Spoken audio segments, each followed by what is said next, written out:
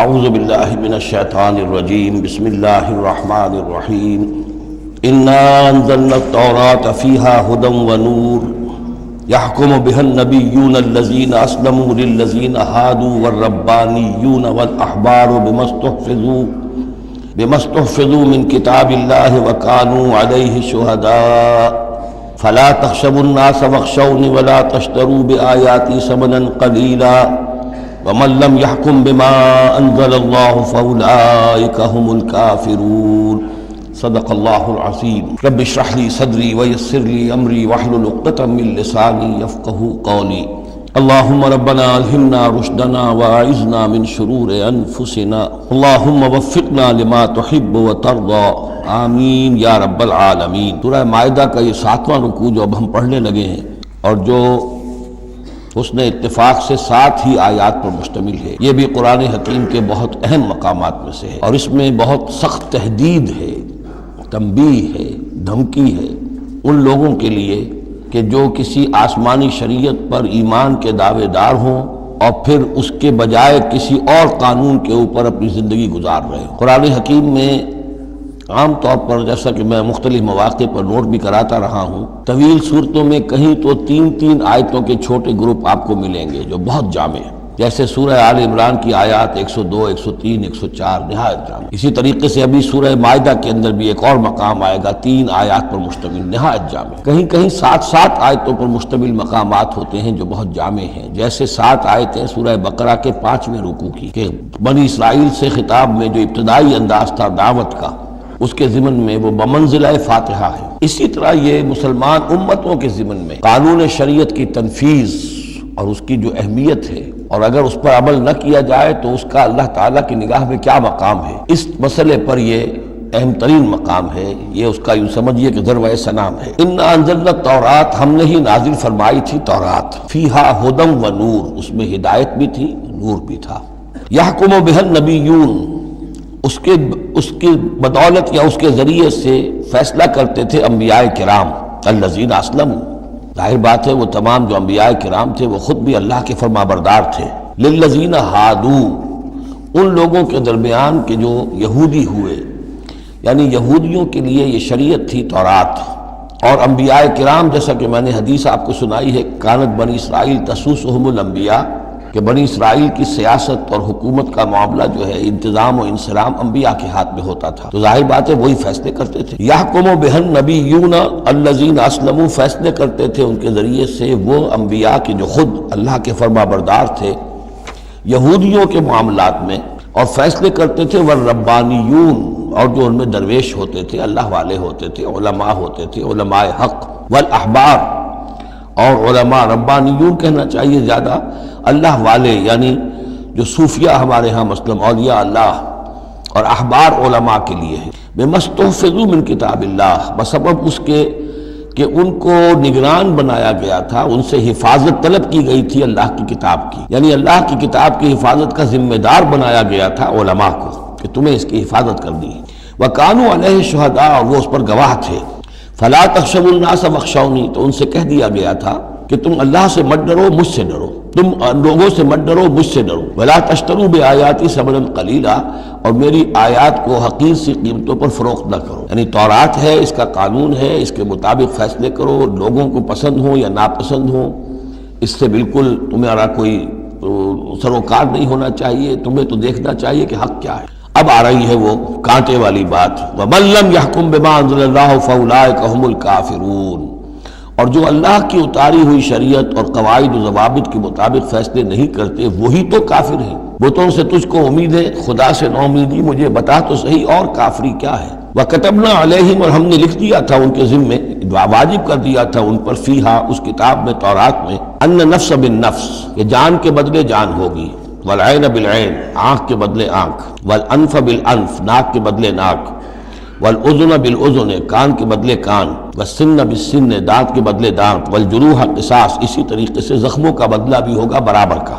فمن تصدق به فهو کفارۃ اللہ، پھر جو کوئی اس کو معاف فرما دے تو یہ اس کے گناہوں کا کفارہ بن جائے گا، یعنی کوئی شخص قصاص نہیں لیتا، کسی نے اس کا کان کاٹ دیا اب وہ جواباً کان کاٹنے کا حقدار ہے، لیکن اگر وہ معاف کر دیتا ہے تو اپنے بہت سے گناہوں کا کفارہ بنا لے گا، یا یہ کہ وہ شخص جس نے جرم کیا تھا جب اسے معاف کر دیا گیا تو پھر اس کے ذمے سے گناہ جو ہے وہ دھل گیا۔ وَمَن لَّمْ يَحْكُم بِمَا أَنزَلَ اللَّهُ فَأُولَٰئِكَ هُمُ الظَّالِمُونَ۔ اب دوسری مرتبہ دہرا کر بات آئی، اور جو فیصلہ نہیں کرتے اللہ کی اتاری ہوئی شریعت کے مطابق تو وہی تو ظالم ہے، اور ظالم یہاں بمعنی مشرک۔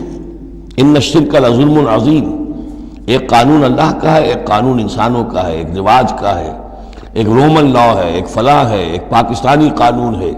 اب آپ فیصلے کس کے تحت کر رہے ہیں؟ اللہ کے قانون کے تحت یا کسی اور کے تحت؟ گویا کہ اب آپ نے اللہ کے قانون کے ساتھ ساتھ کسی اور کے قانون کو مان لیا، یہی شرک ہے۔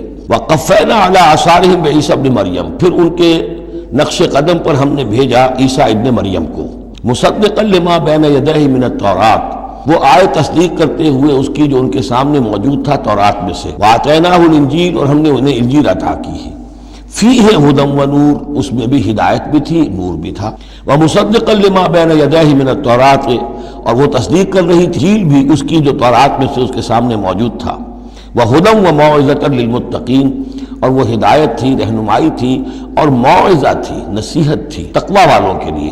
وَلْيَحْكُمْ أَهْلُ الْإِنْجِيلِ بِمَا أَنزَلَ اللَّهُ فِيهِ، اور چاہیے کہ انجیل کے ماننے والے فیصلہ کریں اسی کے مطابق جو انجیل میں ہے۔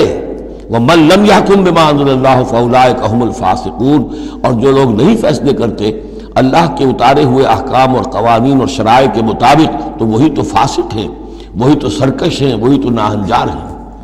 اب یہ ایک رکوع میں 3 مرتبہ دہرا کر یہ الفاظ آئے، وَمَن لَّمْ يَحْكُم بِمَا أَنزَلَ اللَّهُ فَأُولَٰئِكَ هُمُ الْكَافِرُونَ، وَمَن لَّمْ يَحْكُم بِمَا أَنزَلَ اللَّهُ فَأُولَٰئِكَ هُمُ الظَّالِمُونَ، وَمَن لَّمْ يَحْكُم بِمَا أَنزَلَ اللَّهُ فَأُولَٰئِكَ هُمُ الْفَاسِقُونَ۔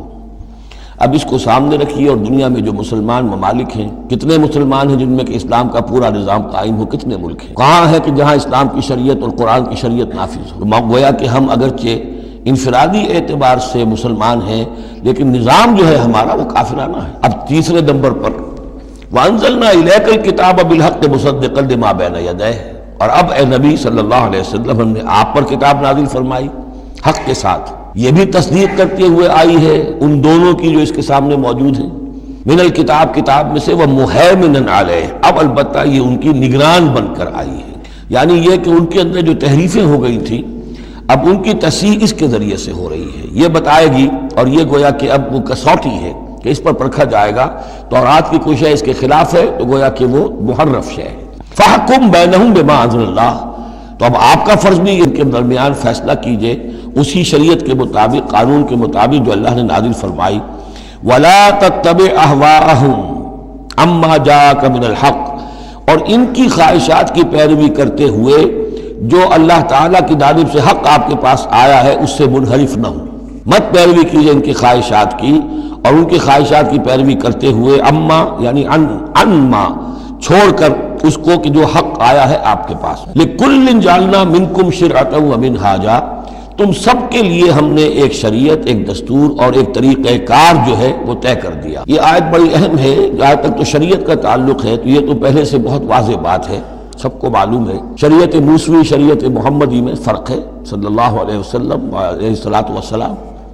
منہاج میں بھی فرق ہے، اس پر توجہ جو ہے اکثر و بیشتر جیسی ہونی چاہیے ہوتی نہیں ہے۔ مثلاً یہ کہ حضرت موسیٰ علیہ السلام کے منہاج میں ہم یہ دیکھتے ہیں کہ وہ ایک مسلمان امت کے لیے بھیجے گئے تھے، وہ امت جو کہ دبی ہوئی تھی، پسی ہوئی تھی، اس میں اخلاقی خرابیاں بھی تھیں، اس میں اور بھی دینی اعتبار سے ضعف بھی تھا، زوال بھی تھا، لیکن وہ آل فرعون کے ظلم و ستم کا تختہ مشق بنی ہوئی تھی۔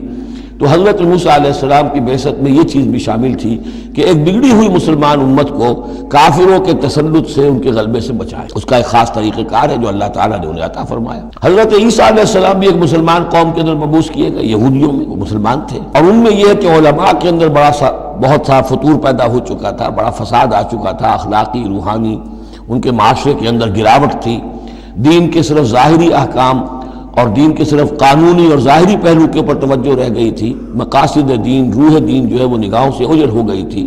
تو اس اعتبار سے حضرت مسیح علیہ السلام کے لیے اللہ تعالیٰ نے ایک خاص منہاج جو ہے، خاص طریقہ کار انہیں عطا فرمایا۔ محمد الرسول اللہ صلی اللہ علیہ وسلم کو بھیجا گیا جو بالکل مشرک تھے، ان پڑھ تھے، کسی نبی کے نام سے بھی ناواقف تھے سوائے حضرت ابراہیم کے، اور وہ بھی نبی کی حیثیت سے نہیں، اپنی جد امجد کے طور پر، کوئی شریعت نہیں، کوئی کتاب نہیں، ضلوا ضلالا بعیدا، ان میں بھیجا گیا، اور ان میں سے آپ نے اپنی دعوت اور تبلیغ کے ذریعے سے ایک عظیم جماعت برپا کی صحابہ کرام کی، اس کو حزب اللہ بنایا، ایک پارٹی بنایا، اور پارٹی بنا کر پھر انہوں نے کفر اور شرک کے خلاف، اور ائمۃ الکفر جو ہیں، کفر کے جو رہنما تھے اور جو سربراہ تھے، ان کے خلاف جہاد کیا، قتال کیا، اور بالآخر اللہ کے دین کو قائم کیا۔ یہ منہاج ہے محمد الرسول اللہ صلی اللہ علیہ وسلم۔ تو لِكُلٍّ جَعَلْنَا مِنْكُمْ شِرْعَةً وَمِنْهَاجًا، ہم نے سب کے لیے ایک شریعت اور ایک طریقہ کار، ایک منہاج، ایک منہج عمل جو ہے وہ معین کیا۔ وَلَوْ شَاءَ اللَّهُ لَجَعَلَكُمْ أُمَّةً وَاحِدَةً، اللہ چاہتا تو تم سب کو ایک ہی امت بنا دیتا، وَلَٰكِن لِيَبْلُوَكُمْ فِي مَا آتَاكُمْ، لیکن اللہ کی حکمت اس کی متقاضی ہوئی کہ جس کو جو کچھ دیا گیا ہے اب اس کے حوالے سے اس کو آزمائے۔ اب ہمارے لیے اصل اسوہ حضرت موسیٰ نہیں ہے، اصل اسوہ حضرت عیسیٰ نہیں ہے۔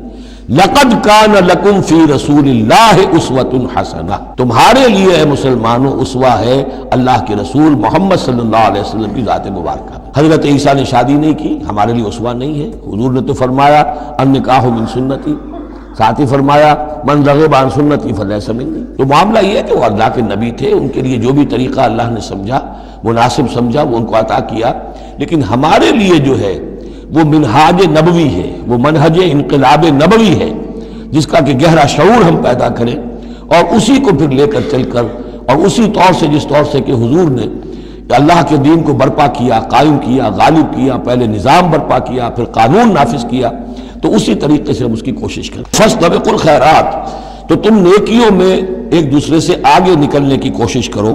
الی اللہ مرجعکم جمیعا، تم سب کا لوٹنا ہے اللہ ہی کی طرف۔ فینبئکم بما کنتم فیہ تختلفون، تو وہ تمہیں جتلا دے گا ان چیزوں کے بارے میں جن میں تم اختلاف کرتے رہے تھے۔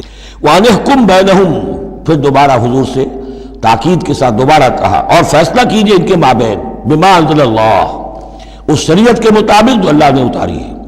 وَلَا تَتَّبِعْ أَهْوَاءَهُمْ، اور ان کی خواہشات کی پیروی نہ کیجئے۔ آج ہم کن کی خواہشات کی پیروی کر رہے ہیں؟ جو بھی ہمارے سیاسی ذمہ دار ہیں، جو بھی نمائندے ہیں، جو چاہتے ہیں قانون بناتے ہیں، بیٹھ کر ایک دن میں جو چاہے حکم لگا دیں، فیصلہ کر دیں، ہم ان کے پابند ہیں۔ ہم تو ان کی پیروی کر رہے ہیں، اللہ کے حکم کی پیروی تو نہیں کر رہے، الا یہ کہ ایک زبردست تحریک اٹھائیں، زبردست جماعت بنائیں، طاقت بنائیں، قربانیاں دیں، جانیں دیں، اور اس کے بعد یہ کہ نظام بدلے اور اللہ کے دین کو قائم کریں۔ یہاں حضور سے کہا جا رہا ہے کہ آپ ان کی خواہشات کی پیروی نہ کیجیے۔ وَأَنِحْكُمْ بَيْنَهُمْ بِمَا أَنزَلَ اللَّهُ وَلَا تَتَّبِعْ أَهْوَاءَهُمْ وَاحْذَرْهُمْ أَن يَفْتِنُوكَ عَن بَعْضِ مَا أَنزَلَ اللَّهُ إِلَيْكَ، اور ان سے بچتے رہیے، بی آن دی گارڈ، آپ اپنی حفاظت کیجیے، ایسا نہ ہو کہ یہ بچلا دے آپ کو ان چیزوں سے کہ جو اللہ تعالیٰ نے آپ کی طرف نازل کی۔ دباؤ رہے گا، ہر طرف کا پریشر آئے گا، لیکن آپ کو کھڑے رہنا ہے اس شریعت پر کہ جو اللہ تعالیٰ نے آپ پر نازل فرمائی ہے۔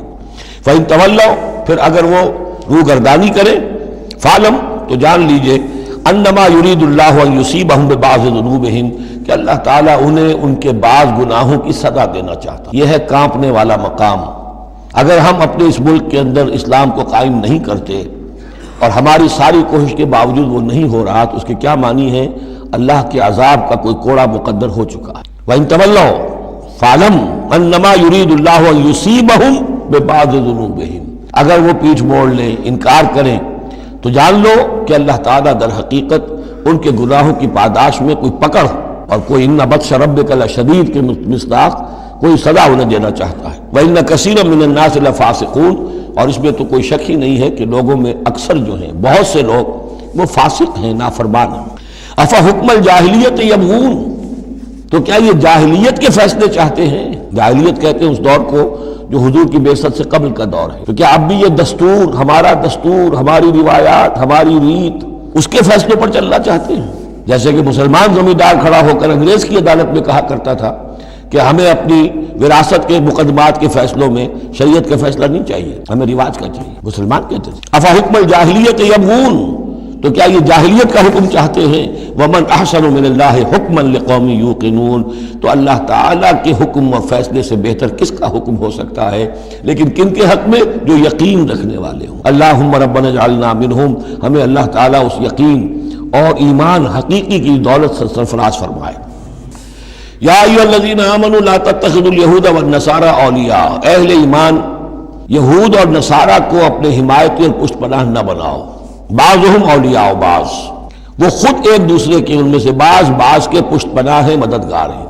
اس کے بارے میں حال ہی میں نے رائے ظاہر کی ہے کہ یہ در حقیقت پیشین گوئی تھی جو اس دور میں آ کر پوری ہوئی ہے۔ جب قرآن نازل ہوا ہے تب تو صورت وہ تھی جو ہم پڑھ آئے ہیں کہ اغرینا بینہم العداوۃ والبغضاء الی یوم القیامہ، ہم نے تو ان کے مابین دشمنی اور بغض پیدا کر دیا، دشمنی رہی ہے شدید ان کی آپس میں، اور کچھ تو خون ہوتا رہا ہے، لیکن یہ کہ ایک پیشین گوئی تھی جو پوری ہوئی ہے اس صدی میں آ کر۔ بالفور ڈکلیریشن کے بعد سے صورتحال یہ بنی ہے کہ ان کا گٹھ جوڑ شروع ہوا ہے، اور پھر اسرائیل کی حکومت قائم ہوئی ہے، اور وہ ہوئی ہے برطانیہ کے زیر اثر اور امریکہ کے زیر اثر، اور اب بھی اگر وہ قائم ہے تو اصل میں انہیں عیسائیوں کی سپورٹ کی وجہ سے قائم ہے۔ وہ عیسائی سپورٹ کیوں کر رہے ہیں کہ ان کے ممالک کی ساری معیشت کو یہودی جو بینکرز ہیں انہوں نے قابو میں کیا ہوا ہے، تو اب ان کا گٹھ جوڑ جو ہے وہ اس درجے ہو چکا ہے، آپس میں گتھ گئے ہیں کہ ان کی مالیات ساری عیسائی ممالک کی مالیات پر قبضہ ہے یہودیوں کا، لہذا اس کو ان کی ساری سپورٹ جو ہے ملٹری سپورٹ وہ یہودیوں کو حاصل ہو رہی ہے۔ یا ایھا الذین آمنوا لا تتخذوا اليہود والنصارى اولیاء، مت بناؤ یہودیوں اور عیسائیوں کو اپنے حمایتی اور پشت پناہ، بعضهم اولیاء بعض، وہ ایک دوسرے کے مددگار ہیں۔ ومن یتولہم منکم، اور جو کوئی تم میں سے ان سے دوستی رکھے گا، ان سے پیکٹ کرے گا، ان سے اپنی حمایت تلاش کرے گا، فإنہ منہم، وہ انہی میں سے شمار کیا جائے، پھر ہم اسے مسلمان نہیں سمجھیں گے، ہماری نگاہوں میں پھر وہ یہودی اور نصرانی ہے۔ ان اللہ لا یہدی القوم الظالمین، اللہ ایسے ظالموں کو ہدایت نہیں دیتا۔ آج ہماری جو ہے اکثر ممالک کی پالیسی کدھر جا رہی ہے اور قرآن کا فتویٰ کیا ہے اس پر وہ آپ کے سامنے آ گیا۔ فَتَرَى الَّذِينَ فِي قُلُوبِهِم مَرَضٌ، تو تم دیکھو گے ان لوگوں کو جن کے دلوں میں روگ ہے، یسارعون فیہم، انہی کے اندر گھسنے کی کوشش کرتے رہتے ہیں، لے جاؤ کشمیر کا مسئلہ، پھر بھاگو یو این او کی طرف، پھر جاؤ فلاں اور پھر فلاں اداروں میں وہیں سے معاملات طے کرواؤ، گویا کہ ساری ہماری بھاگ دوڑ تگ و دو جو ہے پھر یہی ہے کہ انہی کے اندر۔ تری الذین فی قلوبہم مرض، کیوں؟ اس لیے کہ دلوں میں روگ ہے، نفاق ہے۔ ایمان ہو، اللہ پر اعتماد ہو، اللہ پر یقین ہو، اللہ سے خلوص اور اخلاص ہو تو یقین ہوگا اللہ مدد کرے گا ہماری۔ ان تنصر اللہ ینصرکم، پھر آپ لڑ جائیں گے، بھڑ جائیں گے۔ جب وہ روگ ہے، اللہ پر اعتماد نہیں، خود اللہ کے ساتھ مخلص نہیں، توقع نہیں کہ اللہ مدد کرے گا، تو اب رہ گیا یو این او اور امریکہ بہادر۔ فَتَرَى الَّذِينَ فِي قُلُوبِهِم مَرَضٌ يُسَارِعُونَ فِيهِم، وہ تو انہی کے اندر گھستے رہتے ہیں، کوشش کرتے رہتے ہیں۔ یقولون نخشى ان تصیبنا دائرہ، اب وہ کہتے یہ ہیں کہ ہمیں اندیشہ ہے کہ کوئی گردش زمانہ جو ہے اس کی ہم پر جو ہے کوئی مصیبت نہ آ جائے، ہم اس کے لیے ان کا سہارا لیتے ہیں۔ فَعَسَى اللَّهُ أَن يَأْتِيَ بِالْفَتْحِ أَوْ أَمْرٍ مِّنْ عِندِهِ، ہو سکتا ہے کہ اللہ تعالیٰ جلد ہی فتح لے آئے یا اپنے پاس سے کوئی اور ایسا فیصلہ ظاہر فرما دے، فَيُصْبِحُوا عَلَىٰ مَا أَصَرُّوا فِي أَنفُسِهِمْ نَادِمِينَ، کہ پھر جو کچھ وہ اپنے جیوں میں چھپائے ہوئے ہیں اس پر انہیں نادم ہونا پڑے۔ انہیں معلوم ہو جائے گا کہ جن پہ تکیہ تھا وہی پتے ہوا دینے لگے، پتہ چل جائے گا کہ وہی سب ہیں کہ جو اصل دھوکہ دے رہے ہیں کہ جن پر ہم نے سارا تکیہ رکھا تھا۔ وَيَقُولُ الَّذِينَ آمَنُوا هَؤُلَاءِ الَّذِينَ أَقْسَمُوا بِاللَّهِ جَهْدَ أَيْمَانِهِمْ، اور اس وقت پھر اہل ایمان کہیں گے کہ یہ وہ لوگ ہیں کہ جو قسمیں کھا کر کہا کرتے تھے اِنَّهُمْ لَمَعَكُمْ، کہ وہ تمہارے ساتھ ہیں۔ حَبِطَتْ أَعْمَالُهُمْ فَأَصْبَحُوا خَاسِرِينَ، ان کے تمام اعمال حبط و اکارت ہو جائیں گے اور وہ خسارے والے بن کر رہ جائیں۔ اب آ رہی ہیں وہ تین آیتیں جو میں نے عرض کیا ہے کہ یہ تین آیتیں اہل ایمان کے لیے، وہ اہل ایمان کے جو جد و جہد میں مبتلا ہو گئے، اللہ تعالی ہمیں بھی توفیق دے سب کو کہ کمر کسنے کے اللہ کے دین کو غالب کرنا ہے، اللہ کی شریعت کو نافذ کرنا ہے، ہمیں ظالم اور فاسق اور کافر کی حد سے نکلنا ہے، ہم پر اس کا فتویٰ نہ لگے اللہ کا، اس کے لیے جو ہے محنت کرنی ہے۔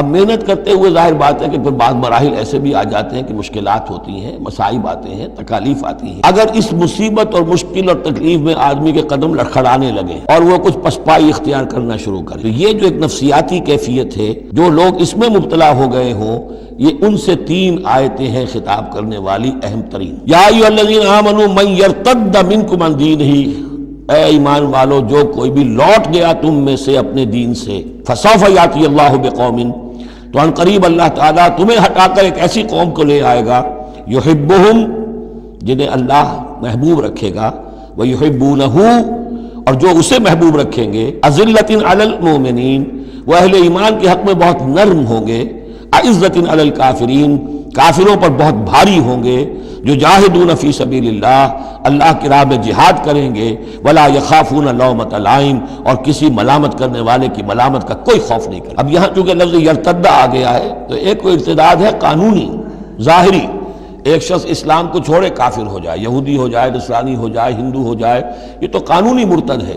ایک ارتداد ہے الٹے پاؤں پھرنا شروع کر دینا، پسپائی اختیار کرنا۔ اوپر تو اسلام کا لبادہ ہے لیکن پہلے جد و جہد میں لگے ہوئے تھے، محنتیں کر رہے تھے، وقت لگا رہے تھے، ایثار کر رہے تھے، انفاق کر رہے تھے، بھاگ دوڑ کر رہے تھے، اب کوئی آزمائش آئی ہے ٹھٹک کر کھڑے رہ گئے ہیں۔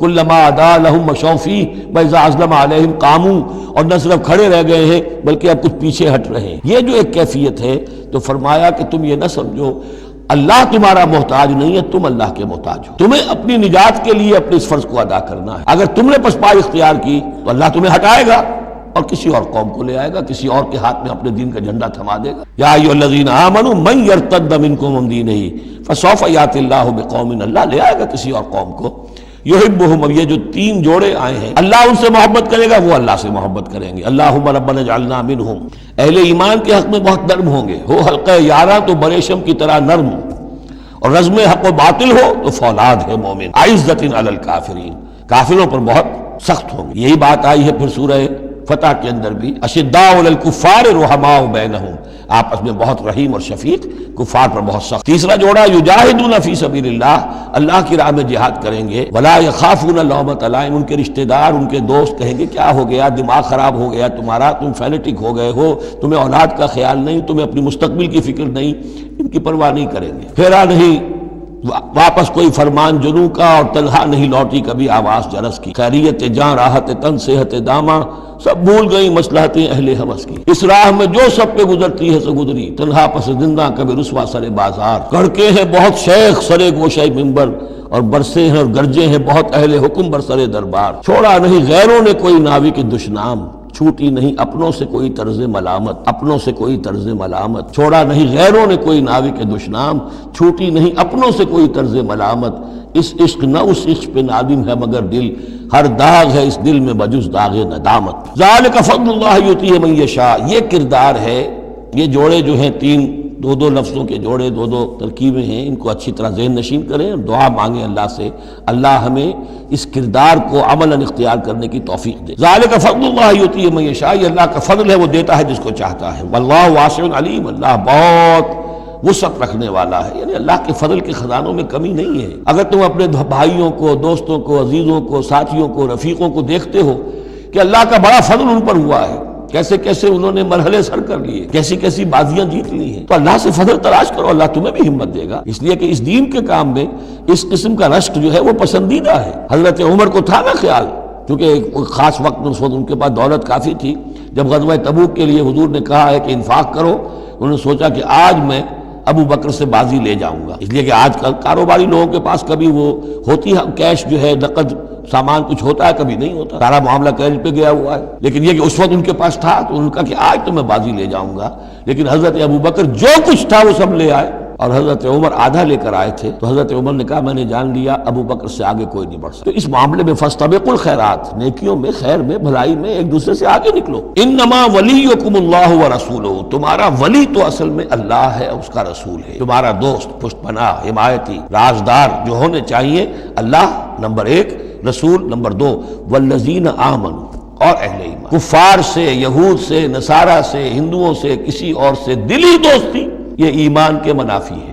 اگر دین کی غیرت ہوگی، اللہ اور اس کے رسول کی حمیت دل میں ہوگی تو دلی دوستی نہیں ہو سکتی۔ انما ولیکم اللہ ورسولہ والذین آمنوا، الذین، اور یہ اہل ایمان کون سے اہل ایمان؟ میرے اور آپ جیسے اہل ایمان نہیں، وہ اہل ایمان الذین یقیمون الصلاۃ ویؤتون الزکاۃ وہم راکعون، جو نماز قائم رکھتے ہیں، زکوٰۃ دیتے ہیں جھک کر۔ یہاں راکعون کا مطلب یہ ہے کہ رکوع کرتے ہیں، وہ صحیح نہیں ہے، یہ زکوٰۃ دینا اس لیے کہ ہم پڑھ چکے ہیں سورہ بقرہ میں کہ سب سے بڑھ کر انفاق فی سبیل اللہ کا مستحق کون ہے؟ للفقراء الذین احسنوا فی سبیل اللہ، وہ لوگ جو اللہ کے دین میں ہمہ وقت ہمہ لگ گئے ہیں، ان کے پاس اپنی معاش کے لیے وقت نہیں ہے، وہ ہے سب سے بڑھ کر مستحق۔ ظاہر بات ہے وہ فقیر اس معنی میں تو نہیں ہے کہ جھک کر آپ سے مانگیں گے، انہیں تو آپ کو جھک کر دینا ہوگا، آپ انہیں دیں اور وہ قبول کر لیں تو آپ ان کا احسان مانیے۔ وَيُؤْتُونَ الزَّكَاةَ وَهُمْ رَاكِعُونَ۔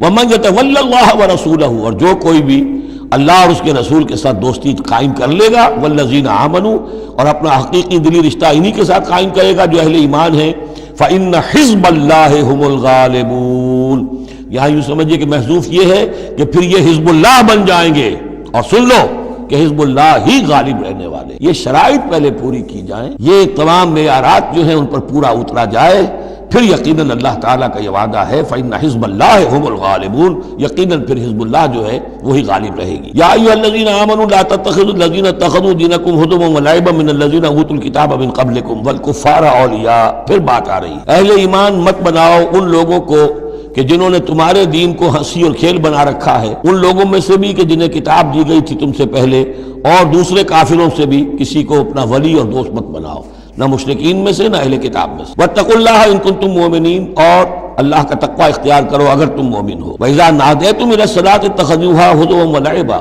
جب تم نماز کے لیے پکارتے ہو، اذان دیتے ہو، تو یہ لوگ اس کا مذاق اڑاتے ہیں، نقلیں کرتے ہیں۔ ذَلِكَ بِأَنَّهُمْ قَوْمٌ لَا يَعْقِلُونَ، یہ اس لیے کہ یہ وہ لوگ ہیں کہ جو عقل سے عاری ہیں۔ قُلْ يَا أَهْلَ الْكِتَابِ، ان سے کہیے اے نبی کہ اے کتاب والو، هَلْ تَنْقِمُونَ مِنَّا، آخر تمہیں کیا ضد ہو گئی ہے ہم سے، کس بات کا انتقام ہم سے لے رہے ہو؟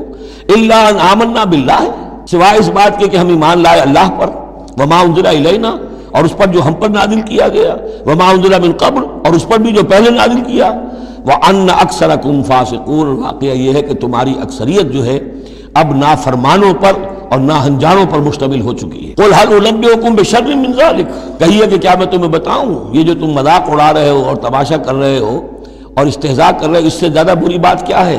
مَثُوبَةً عِندَ اللَّهِ، سزا ہوگی اللہ کی طرف سے، اور وہ سزا کیسی کیسی ہوگی؟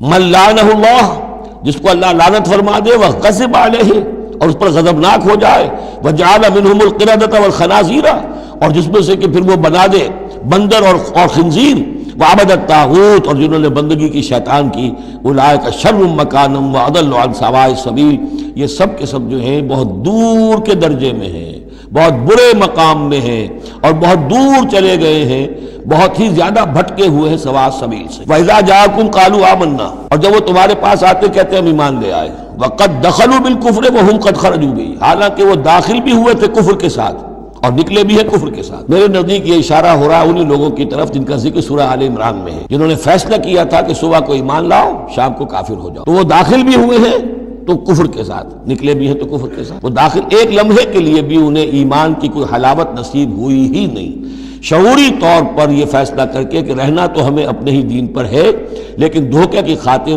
اور اسلام کی اور اس دین کی جو ساکھ بن گئی ہے اس ساکھ کو نقصان پہنچانے کی خاطر ہم یہ سازش کر رہے ہیں۔ وَإِذَا جَاءُوكُمْ قَالُوا آمَنَّا وَقَدْ دَخَلُوا بِالْكُفْرِ وَهُمْ قَدْ خَرَجُوا بِهِ وَاللَّهُ أَعْلَمُ بِمَا كَانُوا يَكْتُمُونَ، اور اللہ خوب جانتا ہے، خوب زیادہ واقف ہے جو وہ چھپائے ہوئے تھے۔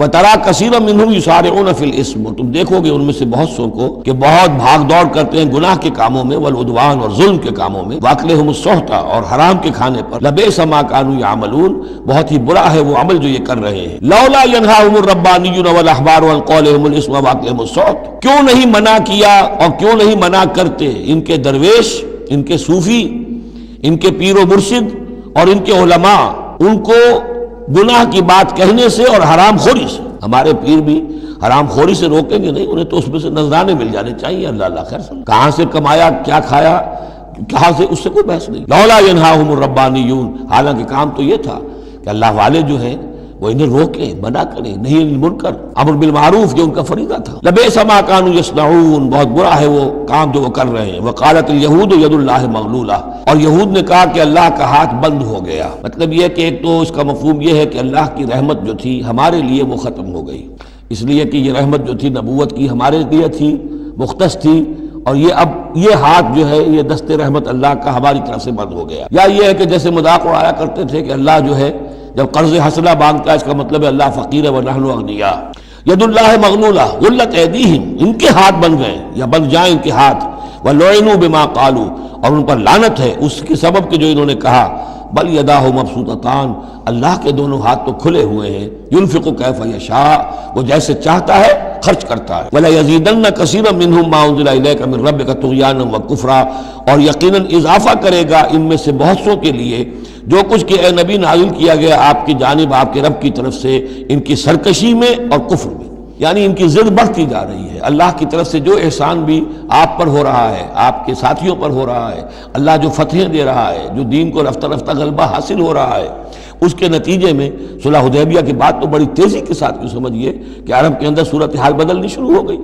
اب اس سے یہ کہ بجائے اس کے کہ اب بھی سمجھ لیتے کہ حق کیا ہے اور یکسو ہو کر اس کا ساتھ دیتے، اب ان کے اندر وہ جلن جو ہے اور حسد کی آگ بڑھتی جا رہی ہے۔ وَأَلْقَيْنَا بَيْنَهُمُ الْعَدَاوَةَ وَالْبَغْضَاءَ إِلَى يَوْمِ الْقِيَامَةِ، اور ہم نے ان کے مابین قیامت تک کے لیے دشمنی اور بغض ڈال دیا ہے۔ کلما اوقدوا نارا للحرب، جب بھی کبھی یہ آگ روشن کرتے ہیں جنگ کے لیے، سازشیں یہ کرتے تھے۔ یہ ساری جنگیں جو ہیں، خاص طور پہ غزوہ احزاب جو ہے، وہ تو سب یہ یہودیوں کی سازش کے نتیجے میں ہوئی۔ لہذا یہ سب کو ادھر ادھر جا کر سفارتیں بھیج کر لوگوں کو جمع کرتے تھے، تم آؤ باہر سے حملہ کرو، ہم اندر سے جو ہے تمہاری مدد کریں گے۔ تو یہ گویا کہ آگ بھڑکاتے رہتے ہیں جنگ کی۔ کلما اوقدوا نارا للحرب، جب کبھی بھی وہ کوئی آگ روشن کرتے ہیں آگ کی جنگ کی، اطفا اللہ تعالیٰ اس کو بجھا دیتا ہے۔ وَيَسْعَوْنَ فِي الْأَرْضِ فَسَادًا، اور پھر بھی یہ زمین میں فساد بچانے کے لیے بھاگ دوڑ کرتے رہتے ہیں۔ وَاللَّهُ لَا يُحِبُّ الْمُفْسِدِينَ، اور اللہ ایسے مفسدوں کو پسند نہیں کرتا۔ وَلَوْ أَنَّ أَهْلَ الْكِتَابِ آمَنُوا، اگر اہل کتاب ایمان لے آتے، وَاتَّقَوْا، اور تقوی کی روش اختیار کرتے، لَكَفَّرْنَا عَنْهُمْ سَيِّئَاتِهِمْ، ہم ان سے ان کی برائیوں کو دور کر دیتے۔ وَلَأَدْخَلْنَاهُمْ جنات النعیم، اور ہم لازماً انہیں داخل کرتے نعمتوں والے باغوں میں۔ وَلَوْ أَنَّهُمْ، اب یہ آیت ذرا نوٹ کیجئے اس لیے کہ یہاں پر اپنے آپ کو بھی رکھ کر سوچئے گا۔ وَلَوْ أَنَّهُمْ أَقَامُوا التَّوْرَاةَ وَالْإِنْجِيلَ وَمَا أُنزِلَ إِلَيْهِمْ مِنْ رَبِّهِمْ لَأَكَلُوا مِنْ فَوْقِهِمْ وَمِنْ تَحْتِ أَرْجُلِهِمْ، اگر انہوں نے قائم کیا ہوتا تورات کو اور انجیل کو اور جو کچھ کے نازل کیا گیا ان کی طرف، ان کے رب کی طرف سے، یہ کھاتے اپنے اوپر سے بھی اور اپنے قدموں کے نیچے سے بھی۔ یعنی ہم نے تورات دی تھی تو اس لیے دی تھی کہ ایک تو رکوع آ چکا، 7واں رکوع، کہ وہ فیصلے سارے کیے جائیں تورات کے مطابق۔ اس سے اگلی بات کیا ہے؟ تورات کے نظام کو قائم کرو۔ ایک تو جھگڑا ہے، مقدمہ ہے، فیصلہ کرنا ہے، وہ بھی کرنا ہے شریعت کے مطابق۔ ایک یہ کہ قائم کرنا ہے پورے اس نظام کو جو تورات نے دیا ہے، پورے اس نظام کو جو قرآن نے دیا ہے، اس کو قائم کرنا ہے۔ اگر انہوں نے قائم کیا ہوتا، وَلَوْ أَنَّهُمْ أَقَامُوا التَّوْرَاةَ وَالْإِنْجِيلَ وَمَا أُنزِلَ إِلَيْهِمْ مِنْ رَبِّهِمْ، اگر انہوں نے قائم کیا ہوتا تورات کو اور انجیل کو اور جو کچھ کے نازل کیا گیا ان کی طرف، ان کے رب کی طرف سے، لَأَكَلُوا مِنْ فَوْقِهِمْ، یعنی اللہ کی نعمتوں کی بارش ہوتی ان کے اوپر سے بھی، اور اللہ تعالیٰ کی نعمتوں کے دھارے پھوٹتے ان کے قدموں کے نیچے سے بھی، چشمے پھوٹتے۔ من فوقہم ومن تحت ارجلہم منہم امۃ مقتصدہ، ان میں ہے کچھ لوگ، تھوڑے لوگ ہیں جو سیدھی راہ پر ہیں، درمیانی راہ پر ہیں۔ وکثیر منہم ساء ما یعملون، لیکن یہ کہ اکثر جو ہیں ان میں سے وہ لوگ ہیں کہ جو بہت ہی بری حرکتیں کر رہے ہیں، غلط عمل ہے اور ان کا رویہ نہایت غلط ہے۔ یا ایھا الرسول بلغ ما انزل الیک من ربک، بڑی سخت آیت ہے یہ۔ اے رسول پہنچا دیجئے جو کچھ نازل کیا گیا ہے آپ کی طرف، آپ کے رب کی طرف سے۔ وَإِن لَمْ تَفْعَلْ، اور اگر بالفرض آپ نے ایسا نہ کیا، فَمَا بَلَّغْتَ رِسَالَتَهُ، تو آپ اس کی رسالت کا حق ادا نہیں کریں۔ یہی وجہ دیکھیے کہ قرآن مجید میں اگر حضور پر تنقید نازل ہوئی وحی میں، وہ بھی موجود ہے۔ عَبَسَ وَتَوَلَّىٰ أَن جَاءَهُ الْأَعْمَىٰ، موجود ہے۔ ابھی ہم پڑھ آئے ہیں لَيْسَ لَكَ مِنَ الْأَمْرِ شَيْءٌ، گرفت تھی کہ نہیں، یہ نہیں کہ اسے چھپا لیا۔ جو کچھ بلغ ما انزل الیک، ایک تو یہ ہے کہ آپ لوگوں کے خوف سے کچھ چھپائیں، ایک یہ کہ اپنی کسی مصلحت کی وجہ سے چھپائیں۔ کوئی شے بھی اگر جان بوجھ کر چھپا لی تو گویا کہ آپ فریضہ رسالت کی ادائیگی میں کوتاہی کا ثبوت دیں گے۔ العبد عبد وإن ترقى والرب رب وإن تنصر، یا ایھا الرسول بلغ ما انزل الیک من ربک وإن لم تفعل فما بلغت رسالته واللہ یعصمک من الناس، لوگوں سے ڈرنے کی کوئی ضرورت نہیں، اللہ آپ کی حفاظت کرے گا لوگوں سے۔ ان اللہ لا یہدی القوم الکافرین، یقیناً اللہ تعالیٰ کافروں کو راہیاب نہیں کرتا۔ قل یا اہل الکتاب، اب یہ بھی آیت پھر دوبارہ پڑھیے گا بعد میں اپنے آپ کو مخاطب کرتے ہوئے، کہہ دیجئے اے نبی، یا اہل الکتاب، اے کتاب والو، لستم علی شیء، تمہاری کوئی حقیقت نہیں ہے، تمہارا کوئی مقام نہیں ہے، تمہاری کوئی جڑ بنیاد نہیں ہے، تم ہم سے ہم کلام ہونے کے مستحق نہیں ہو، تمہیں ہم سے دعا کرنے کا حق حاصل نہیں ہے، حتیٰ تقیموا التوراۃ والانجیل، جب تک کہ تم قائم نہ کرو تورات اور انجیل، وما انزل الیکم من ربکم، اور جو کچھ نازل کیا گیا ہے تمہاری طرف، تمہارے رب کی طرف۔ اب یہاں پڑھ لیجئے، یا اہل القرآن لستم علی شیء حتیٰ تقیموا القرآن وما انزل الیکم من ربکم، اے قرآن کے ماننے والو، تمہاری کوئی حقیقت نہیں، کوئی حیثیت. تم سمجھتے ہو ہم امت مسلمہ ہیں، ہم اللہ والے ہیں، اللہ کے لاڈلے ہیں، اللہ کے پیارے ہیں، اللہ کے رسول کے امتی ہیں. جو چاہ سمجھو. جوتے تمہیں لگ رہے ہیں، تمہاری ہر طرف سے مرمت ہو رہی ہے، عزت نام کی شے نہیں رہی. تم کتنی ہی تعداد میں ہو، دنیا میں تمہاری کوئی حیثیت نہیں ہے، اور اس سے زیادہ کے لیے تیار رہو. لستم علی شیء، تمہاری کوئی حیثیت. حتی تقیم القرآن بما انزل الیکم من ربکم، جب تک کہ قرآن اور جو تمہاری طرف نازل کی، حضور کو وحی خفی بھی تو دی گئی ہے. سنت رسول وحی خفی کا ظہور ہے، وہ بھی نازل کی گئی ہے حضور پر وحی خفی. تو جب تک کتاب و سنت کا نظام قائم نہیں کرتے، اور یا اہل القرآن کا خطاب خود حضور نے ہمیں دیا ہے. میرا کتاب چاہے مسلمانوں پر قرآن مجید کا حقوق، اس میں یہ حدیث موجود ہے، اس میں حضور کی وہ الفاظ ہیں، یا اہل القرآن لا تتوسدوا القرآن. ہے قرآن والوں، قرآن کو تکیہ نہ بنا لینا، اسے ذہنی سہارا نہ بنا لینا، اسے اپنی پیٹھ کے پیچھے نہ پھینک دینا. تکیہ پیٹھ کے پیچھے ہوتا ہے. نبذ فریق من الذین اوتوا الکتاب کتاب اللہ وراء ظہورہم لا تتوسدوا القرآن. بلکہ کیا کرنا، یا اہل القرآن لا تتوسدوا القرآن وَاتْلُوهُ حَقَّ تِلَاوَتِهِ فِي آنَاءِ اللَّيْلِ وَالنَّهَارِ. پڑھا کرو اسے رات کے اوقات میں بھی، دن کے اوقات میں بھی، جیسے کہ اس کے پڑھنے کا حق ہے. وَافْشُوهُ، اسے عام کرو، پھیلاؤ، اس کی دعوت جو ہے پہنچاؤ. وَتَغَنَّوْهُ، اسے خوش الحانی سے پڑھو، اور اس کو دولت کو سمجھو کہ یہ سب سے بڑی دولت ہے. تغنّوه، اسے سمجھو کہ اصل دولت یہ ہے.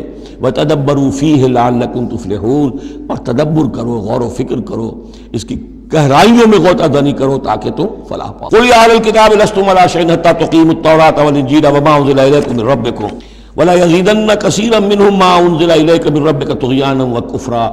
لیکن اے نبی، یقیناً ان لوگوں کی تو بہت سی بڑی تعداد، اکثر لوگوں کو جو کچھ آپ کی طرف نازل کیا گیا آپ کے رب کی طرف سے، اس کی وجہ سے ان میں اضافہ ہوگا، ان کی سرکشی میں، ان کے کفر میں، ان کی طغیانی میں. ان کی آگ جو ہے بڑھتی چلی جائے گی، حسد کی آگ، اس میں وہ مزید جلتے چلے جائیں. فلا تأس علی القوم الکافرین، تو آپ ان کافروں کے بارے میں اب افسوس نہ کریں. نبی چونکہ نہایت رحیم اور شفیق ہوتا ہے تو ظاہر بات ہے کہ وہ لوگوں پر عذاب کو پسند تو نہیں کرتا، دشمن کو بھی معاف کرتا ہے، لہذا اسے صدمہ ہوتا ہے. پھر اپنی قوم ہو، جیسے کہ بنو اسماعیل تھے، ان کے بارے میں تو جب عذاب کی خبریں آ رہی تھیں سورہ یوسف اور سورہ یونس اور سورہ ہود میں، جب ان پر عذاب گویا کہ آیا چاہتا ہے، تو حضور کے بالوں میں ایک دم سفیدی آ گئی. حضرت ابو بکر نے پوچھا حضور کیا ہوا، آپ پر بڑھاپا طاری ہو گیا اچانک. فرمایا شیبتنی ہود واخواتھا، مجھے سورہ ہود اور اس کی بہنوں نے بوڑھا کر دیا ہے. کیونکہ ان صورتوں کا انداز ایسا ہے کہ جیسے اب مہلت ختم ہوا چاہتی ہے اور عذاب کا دھارا جو ہے اب چھوٹنے والا ہے. فلا تأس علی القوم الکافرین، تو اب افسوس نہ کیجئے آپ ان کافروں کے بارے میں. ان الذین آمنوا والذین ہادوا والصابئون والنصارى. اب یہ آیت تقریباً وہی ہے جو اس سے پہلے سورہ بقرہ کے 8ویں رکوع میں آ چکی ہے، جس سے کہ دھوکہ ہوتا ہے لوگوں کو کہ شاید ایمان بالرسالت کی ضرورت نہیں. حالانکہ اب ہم سورہ نساء میں بھی پڑھ آئے ہیں جو اللہ اس کے رسولوں کے مابین تفریق کرے تو اولئک هم الکافرون حقا. باقی وہاں ساری بحث میں کئی بار کر چکا ہوں، اسی بات کو یہاں ذہن میں رکھیے کہ ان تمام صورتوں کے اندر حضور پر ایمان لانے کی دعوت تو قدم قدم پر ہے، قدم قدم پر ہے، قدم قدم پر ہے. لہذا اس سے استغنا کرنا جو ہے سوائے اس کے کہ اپنی نیت میں فساد ہو اور اپنے ہی دل میں کجی پیدا ہو چکی ہو، اور اس کا کوئی امکان نہیں. ان الذین آمنوا، بے شک وہ لوگ جو ایمان لائے، والذین ہادوا، اور جو یہودی ہوئے، والصابئون، اور جو صابی تھے، والنصارى، اور نصارى، من آمن باللہ والیوم الآخر. اب یہاں سمجھ لیجئے موضوع اپنے اپنے زمانے میں جس نے بھی جو ایمان لایا اللہ پر اور یوم آخر پر اور اس نے عمل کیے اچھے، فلا خوف علیہم ولا هم یحزنون، تو ان پر نہ کوئی خوف ہوگا نہ وہ حزن سے دوچار ہو. تمام جو ہے اپنے اپنے دور میں، جب تک حضرت مسیح نہیں آئے، یہودیوں میں جو لوگ بھی تھے وہ کتاب اللہ کے تورات پر یقین رکھتے تھے، موسیٰ کو مانتے تھے، نبیوں کو مانتے تھے، نیک عمل کرتے تھے آخرت. لیکن یہ کہ اصل سے عمل کے معاملے میں کیا ہے، اللہ کی رضا جوئی اور آخرت کی جزا طلبی. عمل کے معاملے میں یہ چیزیں ضروری. لقد اخذنا میثاق بنی اسرائیل وارسلنا الیہم رسلا، ہم نے بنی اسرائیل سے عہد لیا اور ان کی طرف بہت سے رسول بھیجے، بہت رسول بھیجے. یہ تو جیسا کہ میں نے عرض کیا، رسول کا لفظ نبی کی جگہ آ سکتا ہے. رسول تو آئے ہیں حضرت موسیٰ کے بعد صرف حضرت عیسیٰ، باقی سب نبی. ہم نے بہت سے نبی بھیجے. کلما جاء رسول بما لا تهوى انفسهم، جب بھی کبھی ان کے پاس کوئی نبی یا رسول آیا وہ چیز لے کر جو ان کے جیوں کو نہیں بھائی، پسند نہ آئی، فریقاً کذبوا، ایک جماعت کو تو انہوں نے صرف جھٹلانے پر اکتفا کی، وہ فریقاً یقتلون، اور کچھ لوگوں کو وہ قتل بھی کرتے رہے. وحسبوا اللہ تکون فتنۃ، اور انہوں نے سمجھا کہ اس پر کوئی پکڑ نہیں آئے گی، کوئی عقوبت نہیں ہوگی، ہم پر کوئی سرزنش نہیں ہوگی. فعموا وصموا، تو وہ بہرے بھی ہو گئے، اندھے بھی ہو گئے. ثم تاب اللہ علیہم، اللہ نے بھی فوراً نہیں پکڑا، انہیں مہلت دی، ان کو توبہ کی جو ہے وہ مہلت دی، موقع دیا. ثم عموا وصموا، نتیجہ یہ ہوا کہ وہ اور اندھے ہو گئے اور بہرے ہو گئے، بڑھتے چلے گئے. ثم عموا وصموا کثیر منہم، ان میں سے بہت سے. واللہ بصیر بما یعملون، اور جو کچھ یہ کر رہے ہیں اللہ اسے دیکھ رہا ہے. لقد کفر الذین قالوا ان اللہ هو المسیح ابن مریم، وہی بات جو اس سے پہلے آ چکی ہے سورہ نساء میں. یقیناً کفر کیا ان لوگوں نے جنہوں نے کہا کہ اللہ ہی ہے مسیح ابن مریم، یعنی اللہ ہی نے یہ لبادہ اوڑھ لیا ہے مسیح کی شخصیت کا. وقال المسیح، جبکہ مسیح نے تو یہ کہا تھا یا بنی اسرائیل، اے بنی اسرائیل، اے یعقوب کی اولاد، اعبدوا اللہ ربی و ربکم، بندگی اور پرستش کرو اللہ کی جو میرا بھی رب ہے تمہارا بھی رب ہے. انہ من یشرک باللہ فقد حرم اللہ علیہ الجنہ، یقیناً جو اللہ کے ساتھ شرک کرے گا اللہ نے اس پر جنت کو حرام کر دیا ہے. ومأواہ النار، اور اس کا ٹھکانہ آگ ہے. وما للظالمین من انصار، اور ظالموں کے لیے کوئی مددگار نہیں ہوں گے. لقد کفر الذین قالوا ان اللہ ثالث ثلاثہ. اب یہ دوسری شکل تھی. ایک تو یہ کہ گاڈ انکارنیٹ، جیکوبائٹس جو ہیں ان کا تو عقیدہ یہ تھا کہ یہ اللہ ہی نے یہ روپ دھار لیا ہے عیسیٰ کی شکل میں. ایک ہے تثلیث، اور تثلیثیں بھی دو رہی ہیں. ابتدا میں تثلیث یہ تھی کہ اللہ، پھر حضرت مریم، God is father, God is mother and God the son, God the father, God the mother, God the سن.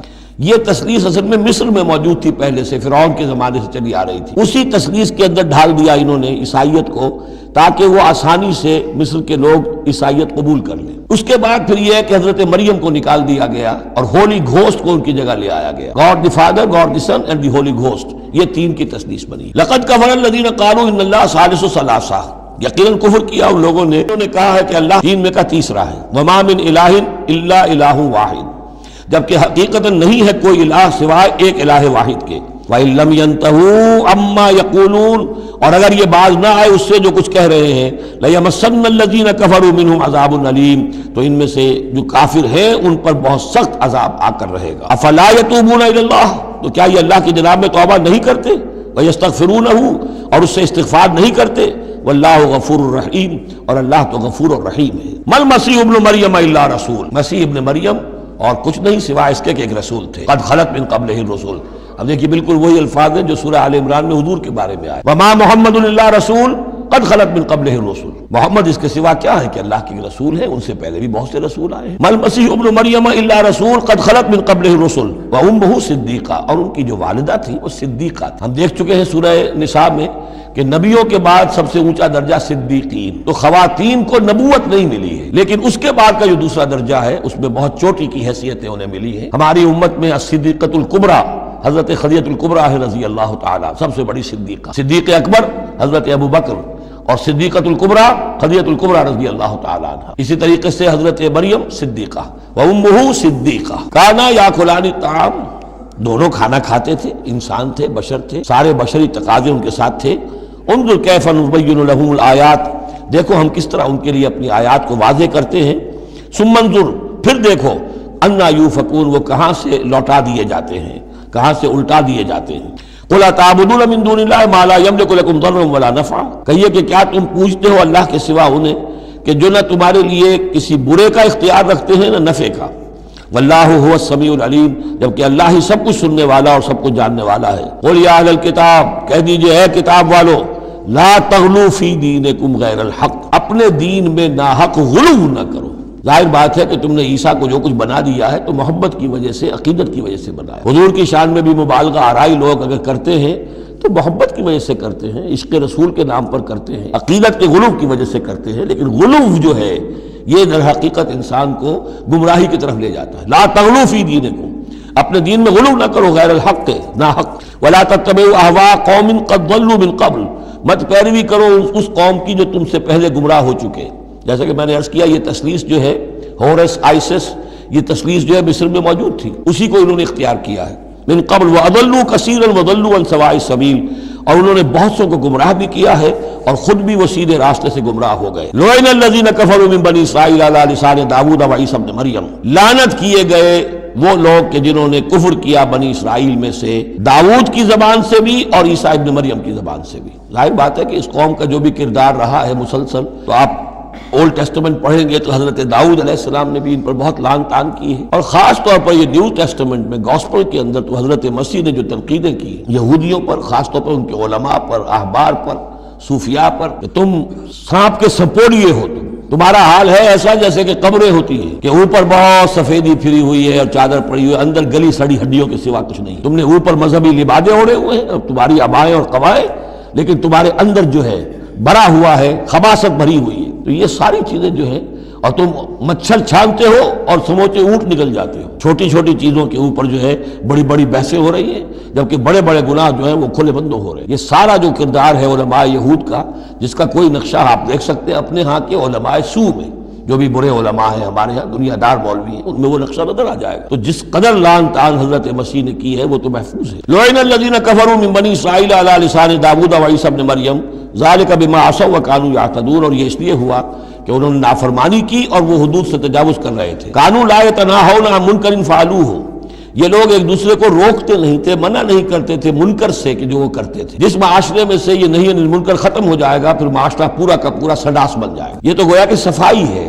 ہر شخص دیکھے، نگاہ رکھے، ایک دوسرے کو روکتا رہے، ٹوکتا رہے، یہ کام غلط ہے، یہ مت کرو. لیکن جس معاشرے سے یہ چیز، یہ احتساب جو ہے یہ ختم ہو جائے گا تو وہ ظاہر بات ہے کہ پھر اس کے اندر خرابی پیدا ہو جائے. کانوا لا یتناہون عن منکر فعلوہ لبئس ما کانوا یفعلون. بہت برا طرز عمل تھا جو انہوں نے اختیار کیا. ترا کثیرا منہم یتولون الذین کفروا، ان میں سے بہتوں کو تم دیکھو گے کہ وہ کافروں کی حمایتی بنتے ہیں اور ان کی حمایت خود اپنے لیے تلاش کرتے ہیں. لبئس ما قدمت لہم انفسہم، بہت ہی بری ہے وہ کمائی جو ان کے نفسوں نے ان کے لیے آگے بھیجی ہے. یہ جو کرتوت ہے یہ سارے جمع ہو رہے ہیں اللہ کے ہاں، اور ان کا وبال جو ہے وہ ان پر آئے گا. ان سخط اللہ علیہم، اور وہ یہ کہ اللہ تعالیٰ کا غضب ہوگا ان پر. وفی العذاب ہم خالدون، اور وہ عذاب میں ہمیشہ ہمیشہ رہیں گے. وَلَوْ كَانُوا يُؤْمِنُونَ بِاللَّهِ وَالنَّبِيِّ، اور اگر یہ ایمان لے آتے اللہ پر اور نبی پر، وَمَا أُنزِلَ إِلَيْهِ، اور جو کچھ ان پر نازل کیا گیا یعنی قرآن حکیم، مَتَّخَذُوهُمْ أَوْلِيَاءَ، تو انہوں نے ان کافروں کو پھر اپنا اولیاء نہ بنایا ہوتا. وَلَٰكِنَّ كَثِيرًا مِّنْهُمْ فَاسِقُونَ، لیکن اکثریت ان کی جو ہے وہ نافرمانوں پر مشتمل ہے. لَتَجِدَنَّ أَشَدَّ النَّاسِ عَدَاوَةً لِّلَّذِينَ آمَنُوا الْيَهُودُ وَالَّذِينَ أَشْرَكُوا. یہ بہت اہم آیت ہے. تم پاؤ گے اہل ایمان کے حق میں شدید ترین دشمن یہود اور ان کو کہ جو مشرک ہیں. مشرک مکہ وہ بھی تھے، لیکن واقعہ یہ ہے کہ ان کی دشمنی بھی کم سے کم یہ کہ کھلی تھی، ظاہر تھی، باہر تھی، سامنے سے حملہ کرتے تھے. لیکن یہ کہ بدترین دشمنی جو تھی آستین کے سانپ بن کر اور سازشی انداز میں نقصان پہنچانے میں ان سے کہیں بڑھ گئے یہود. لَتَجِدَنَّ أَشَدَّ النَّاسِ عَدَاوَةً لِّلَّذِينَ آمَنُوا، اہل ایمان کے حق میں عداوت اور دشمنی کے اعتبار سے تمام انسانوں میں سب سے شدید تم پاؤ گے الیہودا، یہود کو، والذین اشرکوا. آج بھی ہنود اور یہود ادھر ہنود ہیں، اس لیے کہ اس قسم کا شرک تو اب صرف ہندوستان میں رہ گیا اور کہیں رہا ہی نہیں. ہندوستان کے بھی صرف نچلے طبقے میں رہ گیا ہے، عام طور پر اوپر کے طبقے میں نہیں. لیکن یہ کہ بہرحال اب بھی یہود اور ہنود کا گٹھ جوڑ. وَلَتَجِدَنَّ أَقْرَبَهُم مَّوَدَّةً لِّلَّذِينَ آمَنُوا الَّذِينَ قَالُوا إِنَّا نَصَارَىٰ، اور تم لازماً پاؤ گے قریب ترین ان میں سے مودت کے اعتبار سے، محبت کے اعتبار سے، دلجوئی کے اعتبار سے اہل ایمان کے حق میں ان لوگوں کو جنہوں نے یہ کہا کہ ہم نصارہ ہیں. اور یہ واقعہ ہے کہ یہ سیرت النبی صلی اللہ علیہ وسلم سے ثابت ہے کہ جس قسم کی دشمنی یہودیوں نے کی اس وقت عیسائیوں نے نہیں. حضرت نجاشی نے مسلمانوں کو پناہ دی، مقوقس شاہ مصر نے بھی حضور کی خدمت میں ہدیے بھیجے، ہرقل نے بھی حضور کا جو نامہ بڑھ گیا تھا اس کی عزت کی، احترام کیا، چاہتا بھی تھا کہ اگر میری پوری قوم مان لے تو ہم اسلام قبول کر لیں. نجران کے عیسائی آئے، مان کر تو نہیں گئے، لیکن یہ کہ وہ میں آپ کو بتا چکا ہوں کہ بڑے بھائی نے چھوٹے کو ڈانٹا اور کہا کہ یہ تو ہے تو وہ نبی ہی، ہم نہیں، لیکن ہم کیا کریں، ہمارے پاؤں میں جو ہے وہ سونے کی زنجیریں پڑی ہوئی ہیں رومی بادشاہوں کی طرف سے، ہمارے یہ اعزازات اور مفادات ختم ہو جائیں گے. لیکن ان کی طرف سے جس کو کہا جائے کہ کوئی بٹر مخالفت، کوئی سخت جو ہے وہ نہیں ہوئی، جبکہ یہود کی طرف سے شدید ترین دشمنی. ذالک بان منہم قسیسین و رہبان، اور یہ اس لیے ہے کہ ان میں ہے موجود عالم بھی اور درویش بھی، یعنی ان میں علماء حقانی بھی ابھی موجود تھے اور ان میں درویش بھی جو واقعی اللہ والے تھے وہ بھی موجود تھے. بحیرہ راہب تھا جس نے حضور کو پہچانا ہے بچپن کے اندر. اسی طریقے سے آپ کو معلوم ہے کہ جن کی تصدیق جنہوں نے کی ہے سب سے پہلے ورقہ ابن نوفل، تو وہ عیسائی ہو کر آ گئے تھے نا، تھے تو عرب کے رہنے والے، لیکن یہ کہ وہ حق کی تلاش میں شام گئے اور عیسائیت اختیار کی تھی. کانا یکتب التوراۃ بالعبرانیہ، وہ عبرانی زبان میں تو تورات لکھا کرتے تھے. انہوں نے تصدیق کی کہ ہاں یہ وہی ناموس ہے کہ جو ہے محمد آپ پر نازل ہوا ہے جو کبھی موسیٰ اور عیسیٰ پر نازل ہوا. تو ان کے اندر قسیس تھے، رہبان تھے. وَأَنَّهُمْ لَا يَسْتَكْبِرُونَ، اور یہ اس لیے ہے کہ وہ استکبار نہیں کرتے، تکبر نہیں کرتے. اب نہیں ملیں گے آپ کو، یہ دور ختم ہو چکا ہے. یہ کہ اس وقت کے دور کی بات ہے جبکہ قرآن نازل ہو رہا تھا. اس کے بعد جو صورت بدلی ہے، پھر کروسیڈز کے اندر جو وحشت اور بربریت جو ہے عیسائیوں کی طرف سے آئی ہے، اور عیسائی علماء نے اور ان کے مذہبی پیشواؤں نے جس طریقے سے کہ خون کی ہولی کھیلی ہے اور کھلوائی ہے اپنی قوم سے، وہ تو واقعہ یہ ہے کہ تاریخ کا بہت ہی بدنما داغ ہے۔ وَإِذَا سَمِعُوا مَا أُنزِلَ إِلَى الرَّسُولِ، اور جب انہوں نے سنا وہ چیز کہ جو رسول پر نازل کی گئی تھی۔ یہ اصل میں ایک وفد آیا تھا 70 افراد کا، کہ جو آیا تھا حبشہ سے، کچھ نو مسلم تھے جو وہاں پر گئے تھے، صحابہ وہ ہجرت کر کے کچھ عرصے رہے تو ان کے ذریعے سے کچھ لوگوں تک اسلام پہنچ گیا تھا۔ پھر یہ کہ وہ مدینے میں جب اسلام کو غلبہ ہو گیا ہے اور اب امن ہو گیا ہے تو ان کا ایک وفد آیا تھا، انہیں پھر آ کر جب قرآن سنایا گیا، وَإِذَا سَمِعُوا مَا أُنزِلَ إِلَى الرَّسُولِ، جب انہوں نے سنا جو کچھ کہ نازل کیا گیا ہے رسول پر، تَرَىٰ أَعْيُنَهُمْ، تم دیکھتے ہو ان کی آنکھوں کو، تَفِيضُ مِنَ الدَّمْعِ مِمَّا عَرَفُوا مِنَ الْحَقِّ، جو حق کی پہچان انہیں حاصل ہوئی اس کے زیر اثر ان کی آنکھوں سے آنسوؤں کی لڑیاں روانہ ہو گئیں، آنسوؤں کی ندیاں بہہ نکلی۔ یقولون، اور وہ کہہ رہے ہیں، ربنا آمنا، اے رب ہمارے ہم ایمان لے آئے، فاکتبنا مع الشاہدین، تو ہمیں لکھ دے شاہدوں میں سے، گواہوں میں سے۔ وما لنا لا نؤمن باللہ وما جاءنا من الحق، اور کیسے ممکن ہے کہ ہم ایمان نہ لائیں اللہ پر اور وہ حق جو ہم تک پہنچ گیا ہے اس پر۔ وَنَطْمَعُ أَن يُدْخِلَنَا رَبُّنَا، اور ہمیں تو بڑی طمع ہے، بڑی خواہش ہے، ہم چاہتے ہیں کہ ہمیں داخل کرے ہمارا رب مع القوم الصالحین، نیک وکار لوگوں کے ساتھ۔ فَأَصَابَهُمُ اللَّهُ بِمَا قَالُوا، تو جو کچھ انہوں نے کہا، جو دعا کی، جو ان کا اعلان حق تھا، اس کی وجہ سے اللہ نے ان کو بدلے میں دیا جنات تجری من تحت الانہار، وہ باغات دیے کہ جن کے دامن میں ندیاں بہتی ہوں گی، خالدین فیہا، جس میں وہ ہمیشہ ہمیش رہیں گے، وذالک جزاء المحسنین، اور یہی بدلہ ہے احسان کی روش اختیار کرنے والوں کا، جو اسلام کے بعد ایمان، ایمان سے بھی آگے احسان تک پہنچ جائیں، ان کا بدلہ یہی ہے۔ والذین کفروا وکذبوا بآیاتنا، رہے وہ لوگ جنہوں نے انکار کیا اور جھٹلا دیا ہماری آیات کو، اولئک اصحاب الجحیم، تو وہ تو پھر جہنمی ہے۔ بارک اللہ لی ولکم فی القرآن العظیم ونفعنی وایاکم بالآیات والذکر الحکیم۔ جی خوش آمدید دوستو، امید کرتا ہوں ویڈیو آپ نے پوری دیکھی ہوگی اور آپ کو پسند بھی آئی ہوگی۔ تفسیر کی جو سلسلہ شروع کیا ہے تو ماشاءاللہ بہت سارے لوگوں نے اس کو پسند بھی کیا، اور میں امید کرتا ہوں کہ اس سے لوگوں کو فائدہ بھی بہت زیادہ پہنچا ہوگا۔ قرآن مجید جو کہ سراسر ہدایت ہے، اور اس کی جو ہر ایک لفظ جس کی آپ تلاوت کرتے ہیں یا آپ اس کی تلاوت کرتے ہیں، اس کو یاد کرتے ہیں، اس پر عمل کرتے ہیں، تو یہ قیامت کے دن بھی آپ کے لیے کیا ہوگا؟ باعث شفاعت بنے گی۔ رسول اللہ صلی اللہ علیہ وسلم کی حدیث ہے کہ یہ قرآن قیامت کے دن یا تو آپ پر شفاعت کرے گی یا آپ کے لیے شفاعت کرے گی، یعنی یا تو یہ قرآن آپ کے حق میں شفاعت دے گی یا آپ کے خلاف گواہی دے گی۔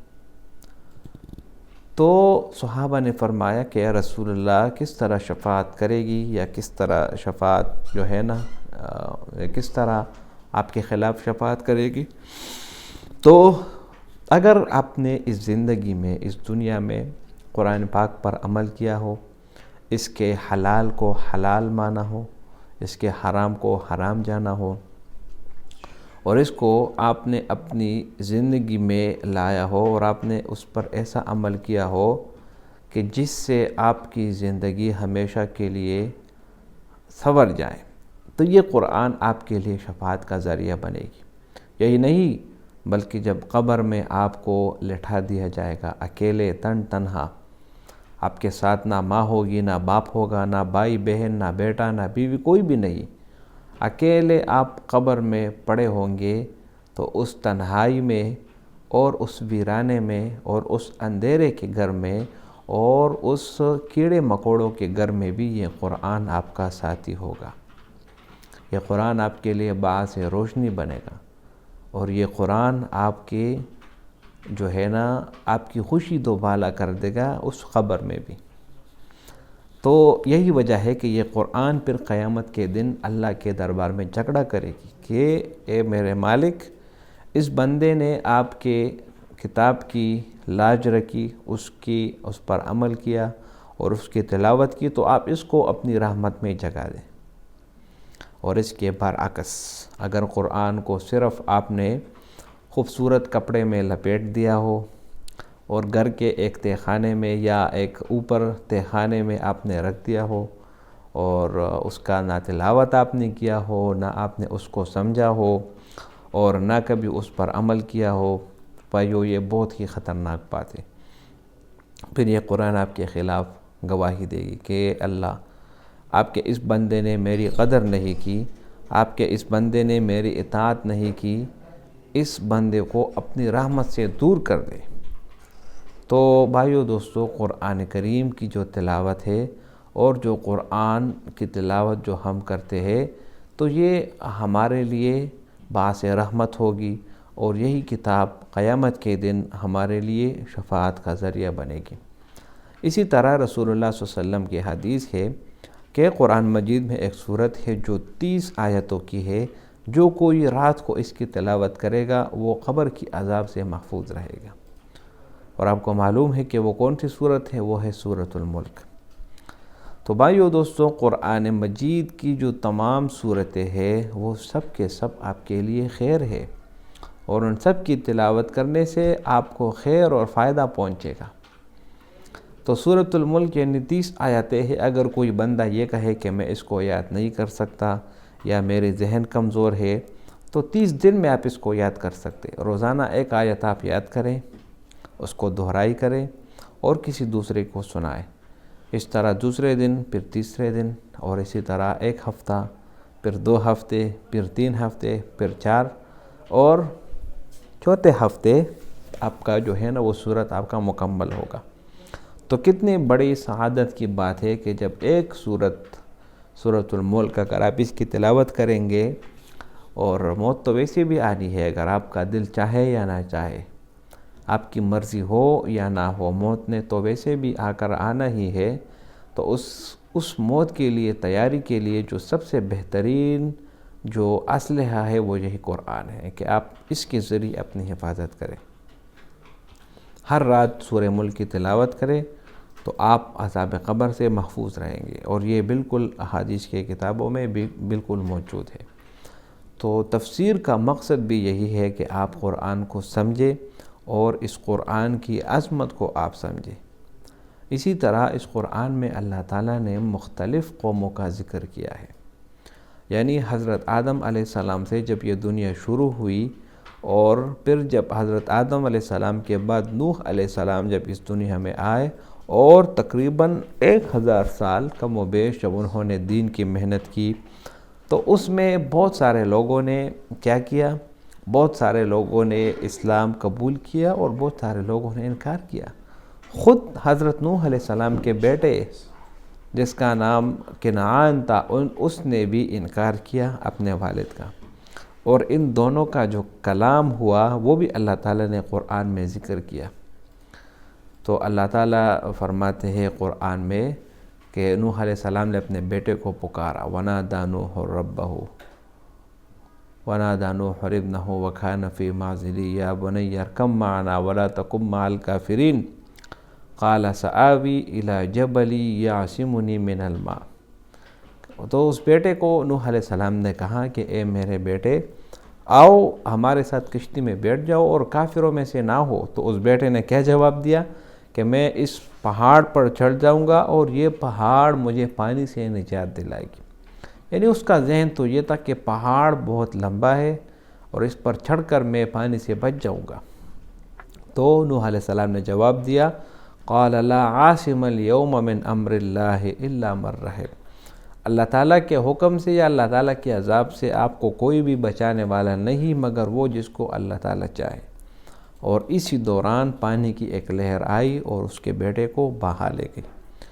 تو قرآن میں اللہ تعالیٰ نے جن لوگوں کا ذکر کیا اور جن لوگوں کے واقعات بیان کیے وہ اسی لیے تاکہ ہم اس سے نصیحت حاصل کر سکیں۔ قبر میں ویسے بھی کوئی سفارش آپ کے کام نہیں آئے گی، یعنی نوح علیہ السلام کا بیٹا ایک پیغمبر کا بیٹا ہے، لیکن اگر وہ اپنے پیغمبر کی بات نہیں مانتا تو وہ کافروں میں شمار ہوا اور اس کو حفاظت کرنے والا بھی کوئی موجود نہ ہوا۔ اسی طرح رسول اللہ صلی اللہ علیہ وسلم کے چچا ابو لہب رسول اللہ صلی اللہ علیہ وسلم کے چچا تھے، لیکن اسلام نہ لایا، کافروں میں شمار ہوا۔ تو بھائیو دوستو، ہمیشہ سے اسلام اور قرآن پر عمل کرے تو کامیابی آپ کے مقدر بنے گی۔ امید کرتا ہوں یہ ویڈیو آپ کو پسند آئی ہوگی۔ اگر ویڈیو آپ کو پسند آئے اس چینل کو سبسکرائب کریں۔ بہت شکریہ۔